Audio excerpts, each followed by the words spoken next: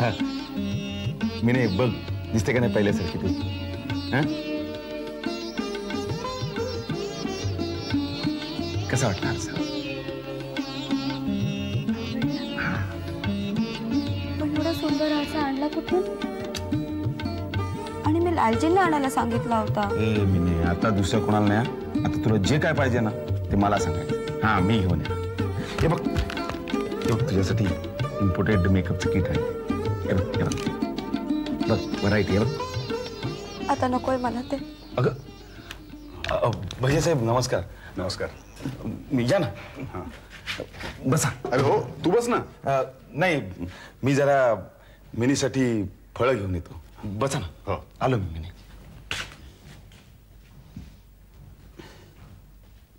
आता कसं वाटतंय काका बसा ना असं उभ्या उभ्या का विचारतोस जरा घाईत आहे का म्हटलं 2 मिनिटं बघून जावं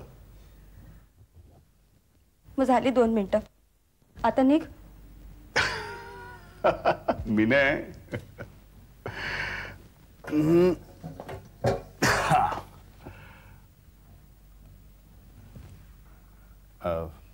मी नाही ए तुला एक विचारू तुझा काका म्हणून नाही एक मित्र म्हणून मला सांग त्या भावड्यात तू सॉरी त्या भाऊ साहेबांमध्ये तू एवढं काय पाहिलंस ग म्हणजे उपेन आणि गुरुना सारखी एवढी हुशार तरुण मुलं तुझ्यावर प्रेम करत असताना तू काका काका मला का ते तुझ्यासारखं नीट उलगडून नाही सांगता येणार पण पण उपेन आणि गुरुनाथकडे मी नवरा म्हणून खरंच कधीच पाहिलं नव्हतं त्या दोघांचा सहवास मला खूप आवडायचा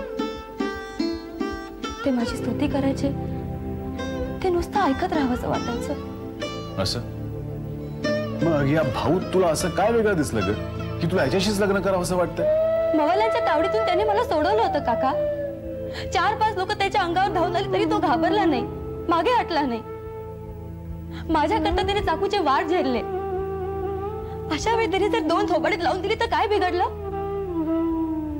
तो माझ्यावर खूप प्रेम करतो काका एक खरं सांगू मला त्याचा फार आधार वाटतो आता या मी नाही हे घे तुझ्यासाठी फळं आणले भैया साहेब तुम्ही काय घेणार चहा कॉफी काय नाही मला काय नको मला निघायला हवं आता हो पण इतक्या लवकर काही घेतलं असतं तर थोडा वेळ बसा ना मिनीला बरं वाटलं असतं मला जायला हवं थोडंसं काम आहे मिने जर तुझी परवानगी असेल तर मला यांच्याशी थोडंसं बोलायचं आहे काय काका बोल ना जरा चला या अच्छा मिने आलोच तू खाऊन घेतो पण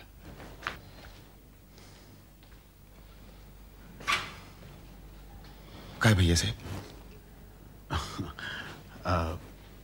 मला फक्त एवढंच विचारायचं होतं तुम्हाला की समजा आम्ही तुम्हाला कुठे नोकरी मिळवून दिली तर चांगल्या ठिकाणी तर तुम्ही ती कराल नक्की करेन भैया साहेब का नाही करणार भैया साहेब नवीन आयुष्य सुरू करायची संधी मिळत असेल तर माझी कशालाही तयारी आहे पण मग इतके दिवस असे फुटकळ धंदे का करत होतात काय करणार भैया साहेब माझ्यावर विश्वास ठेवणारा माणूस आजपर्यंत मला भेटलाच नव्हता पण तुम्ही विश्वास ठेवून बघा मी खरं सांगतो माझ्यावर विश्वास ठेवून बघा मिनीची शपथ मी बाप जन्मात फसवणार नाही बरं आहे भैया साहेब मंजुताईचा माझ्यावर जरा राग गेला का हो मला माहितीये इतक्या लवकर तो जाणार नाहीये पण तिला सांगा असं कसं घडलं यावर जास्त विचार करत बसू नकोस नुसताच डोक्याला ताप होईल हाती काहीच लागणार नाही काय काही गोष्टी घडतात घडून जातात आपल्या हातात काहीच नसतं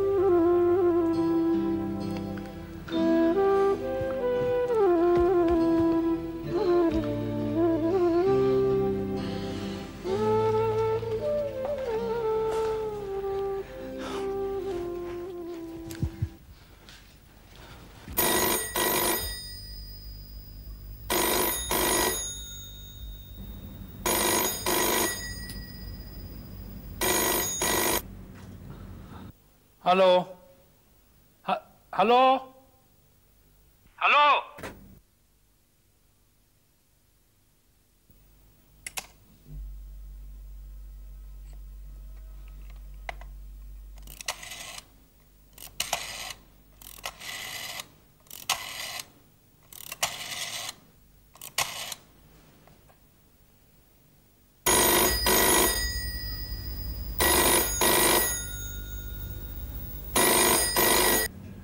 भैया माझा आवाज ऐकला की फोन बंद करतोस का?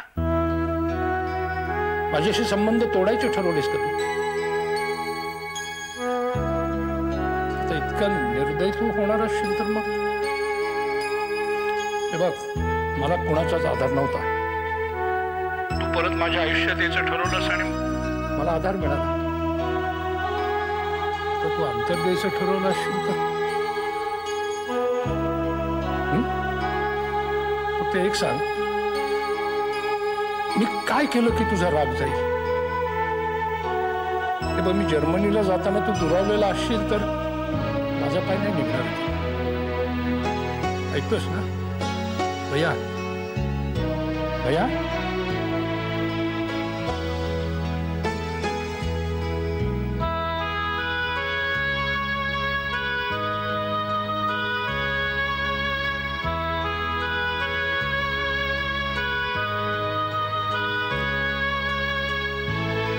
प्रियला,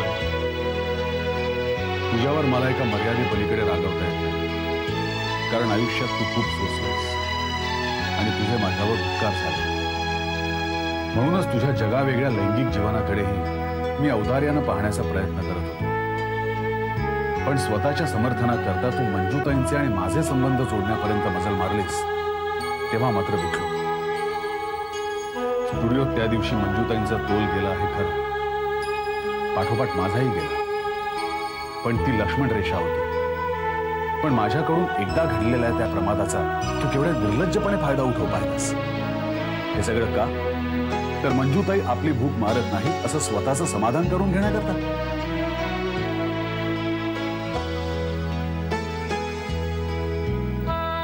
प्रिय भैया, माझ्या वक्तव्याची आता मला लाज वाटते. तू म्हणतोस ते खरं आहे. समाधान शोधण्याकरता काही सोयीस्कर गैरसमज मी करून घेतले. माझ्या अशा लैंगिक जीवनामुळे मंजूवर घोर अन्याय झालाय हे मला आता कळतं. तुझ्यावरही मी घाण्याचा आरोप केला. मी नीच आहे. तुम्हा सर्वांच्या देखत मी मंजूची क्षमा मागितली तर का क्षमा मागण्याचा लेखी ड्राफ्ट तयार करून तुझ्याकडे पाठवू? तुझा लालची. कमॉन उपेन, अरे किती दिवस तू आणखीन असा घुम्यासारखा बसून राहणार आहेस घरी? अरे तू पूर्णपणे बरा झालायस आता. तुला बाहेर पडायला काहीच हरकत नाही. हो, आज ना उद्या बाहेर पडायलाच हवं. हे कळतंय ना तुला? अरे मग वाट कसली बघतोयस? चल उद्यापासून कामाला जायला लाग. कामावर तर मी जाईनच रे, पण उद्या जेव्हा मी बाहेर पडीन तेव्हा मी किती बदललेलो असेल नाही? अरे एका महिन्यात असं काय बदललेलं असणार आहे आता? पूर्वीसारखं काहीच नसणार. माझ्या ऑफिस मधले सगळे माझ्याकडे एका वेगळ्याच नजरेने बघणार. त्याच्यासाठी मी एक निराश प्रियकर असेल. मी आयुष्यात हरण्याची अपयशाची तयारी ठेवली होती रे, पण निराश होण्याची नाही. सर आणि मी पुन्हा एकदा एकमेकांकडे पूर्वीच्याच नजरेने बघू शकू. आणि आमच्यातल्या निर्मळ नात्याचं काय? आणि मिनी आर्किटेक्ट, त्याचं मी काय करेन? नाव काढू नकोस तिचं. हे नाव त्या मुलीचं नाही, माझ्या फर्मचं आहे. अरे तेच ते कमलेश. अरे मिनीच्या नुसत्या नावानं सुद्धा मी अपसेट होईन इतका दुधकोळा राहिलेलो नाही अरे मी. गेल्या महिन्याभरात माझं वय 10 वर्षांनी वाढल्यासारखं वाटतंय मला. मी डिस्टर्ब वेगळ्याच गोष्टींमुळे. काय आहेत त्या गोष्टी? मला तरी कळू दे. शुद्ध प्रेमाला जगात काहीच स्थान नाहीये का रे? निरागस असणं म्हणजे मूर्खपण आहे. माझ्यात काय कमी होतं रे की मिनीने मला नाकारावं आणि ते 40 वर्षाच्या अशिक्षित मामाला स्वीकारावं? माझं एक जाऊ दे, तिचं जर का त्या गुरुनाथवर प्रेम होतं तर निदान त्याच्याशी तरी लग्न करायचं. ती मला त्याच्याबद्दल कधीच काहीच का बोलली नाही? ती अशी एकाच वेळी त्याची आणि माझी फसवणूक का केली? सरांना सुद्धा सगळ्या प्रकारात तिने इतकं अंधारात का ठेवलं?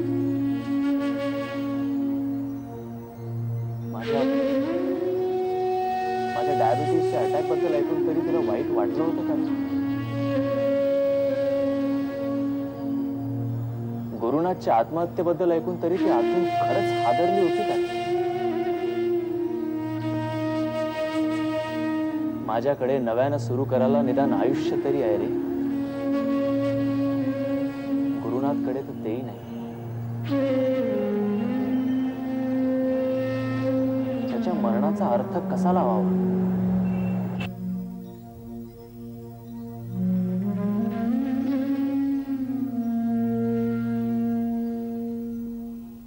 काय म्हणावर याला?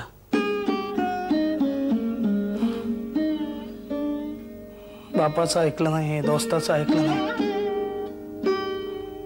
पुन्हा कोणाचं ऐकलं नाही. अप्पाजी, हा विषय न संपणार आहे. मला वाटतं आता तुम्ही कशाचाच विचार करून स्वतःला त्रास करून घेऊ नका. म्हणजे आता वाटतं ना की गोऱ्याचं त्याच्या लहानपणीच लग्न लावून देऊन आमच्या कामधंद्यात झोपायला हवा होता. हे अशी पुस्तकांची ओझे वाहून बावळं होण्यापरीस बसला असताना माल ट्रकाची नेहन करत. पांड्या, खरं सांगतो, तुमचं हे शिक्षण आहे ना, ते माणसाला फक्त हायफाय कापड घालायला शिकवतंय. शहाणपण काही शिकवत नाही बाबा. शहाणपण हा चेक त्याच्या ऑफिसवाल्यानं आणून दिला. 25,000चा आहे. काय करू सांग ना त्याचं? काय करू याच? पैसेवाल्याकडे पैसा येतो, मग काय उपयोग आहे का त्याचा? आहे का काय उपयोग? मला सोन्यासारखं पोर तर गेलं. अप्पाजी शांत होत. पांड्या, मी ऐकलंय ते खरं आहे का? काय? ज्या पोरीला आमचा गोऱ्या एवढा जीव लावायचा, त्या पोरीचं म्हण तिच्या 40शीतल्या मामा बरोबर लफडं होतं. रखेल होती ती त्याची. रखेल काय म्हणता? तिचं प्रेम असेल त्याच्यावर. तेच ते तुमच्यासारखं गोल गोल बोलायला नाही जमत आम्हाला. अरे त्या पोरीचं जर तिच्या मामावर लपड होतं तर माझ्या गोऱ्याच्या जीवाची का खेळली बाबा ती? का खेळली? अहो, तिने त्याला वचन कधीच दिलं नव्हतं लग्नाचं. आम्ही त्याला खूप समजावलं, तिचा नाद सोड. ऐकलं नाही.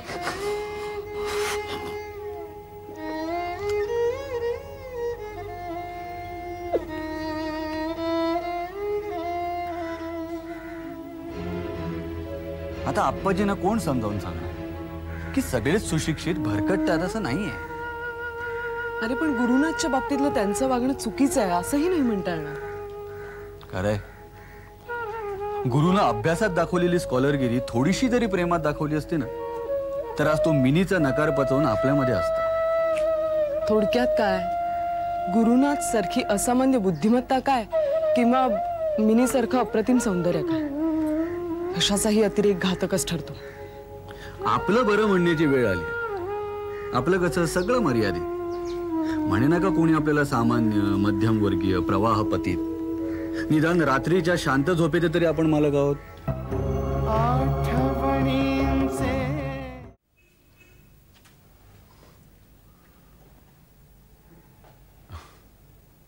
हिंदू, सचिनला त्या रूम मध्ये का झोपवलंस तू? आणि अशी एकटीच का बसलीयस? हल्ली खरंच खूप एकटं एकटं वाटतंय. एकटं एकटं वाटतंय? अगं पण मी आहे ना. अशी परक्यासारखी का पाहतेस? माझं काही चुकलंय का?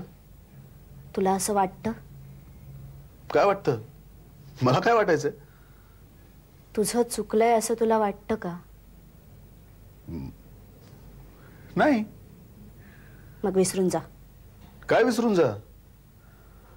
आपल्या होणाऱ्या बाळासंबंधी काळजी करतेस का? कुठं चाललीयस? सचिन जवळ झोपायला. बस बस आधी. अरे हो, केवढ्यानं ओढतोस? 7वा महिना चालू आहे, विसरू नकोस. तुला काय झालंय तू सांगणार आहेस का? अगं तुझा चेहरा काळजीनं भरलेला दिसतोय. कसली काळजी करतेस? माझ्या भवितव्याची.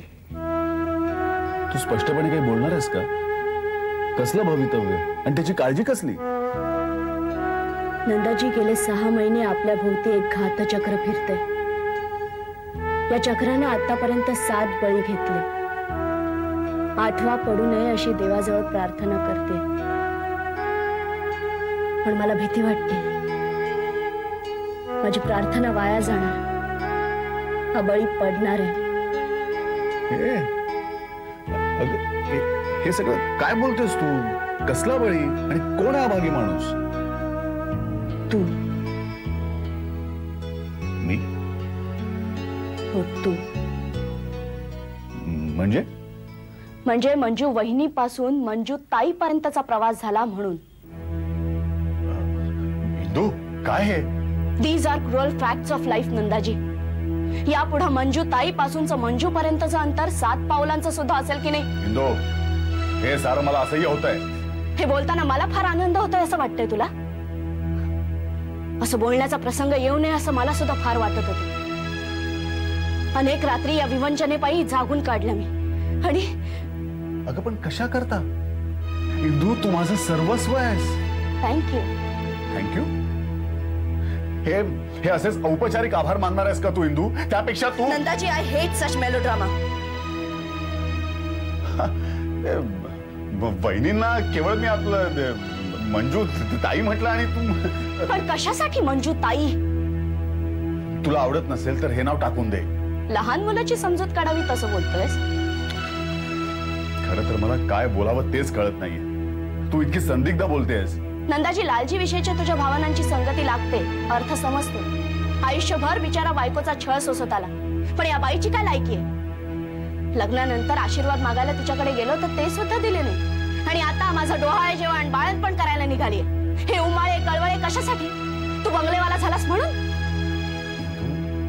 ती बाई अत्यंत दुर्दैवी आहे ग. म्हणून मला दुर्दैवी बनवेल की काय? सांग तिला, भलत्याच बाईशी झुंज घेतेस म्हणावं. नंदाजी, लालजी तरेवाईक असतील, क्रूडही असतील, पण नाटकी नाहीये. ही बाई अंतर्बाह्य खोटी आहे. हे बघ, ती बाई खोटी असेल, पण तिनं केलेल्या अन्यायापेक्षा तिच्यावर झालेला अन्याय अधिक आहे. तूही तिच्यावर अन्याय करणार आहेस का हिंदू? हे तू बोलतोस नंदाजी? 6 महिन्यापूर्वीपर्यंत या बाईवर आग पाखडात आलास तू. लालजीला आपल्या भावंडांपासून तोडणारी हडळ असं तिचं वर्णन करत होतास. आणि अचानक एके दिवशी तुला तिच्यातलं वैगुण्य दिसेनसं होतं. तिचा नुसता फोन आला तरी तुझी नुसती धावपळ धावपळ सुरू होते. हे तुझं काय चाललंय मगाचपासून? असे छुपे हल्ले का करतेस तू? सरळ सांग ना काय बोलायचंय ते. सांगतेच आहे. माझ्या वडिलांना रिसीव्ह करण्यासाठी तुला एअरपोर्टवर बोलवलं होतं. तेव्हा म्हणालास एक महत्वाचं काम आहे. मंजू ताईला स्टुडिओत घेऊन जायचं हे तुझं महत्वाचं काम.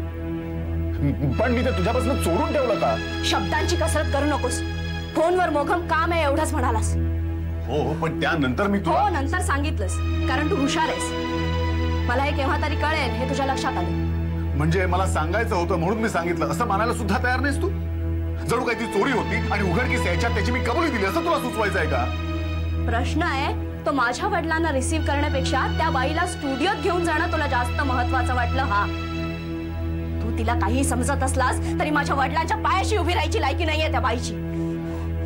तुझे वडील आणि मंजूताई माझ्या समोर तिला पुन्हा मंजूताई म्हणू नकोस. I hate that woman.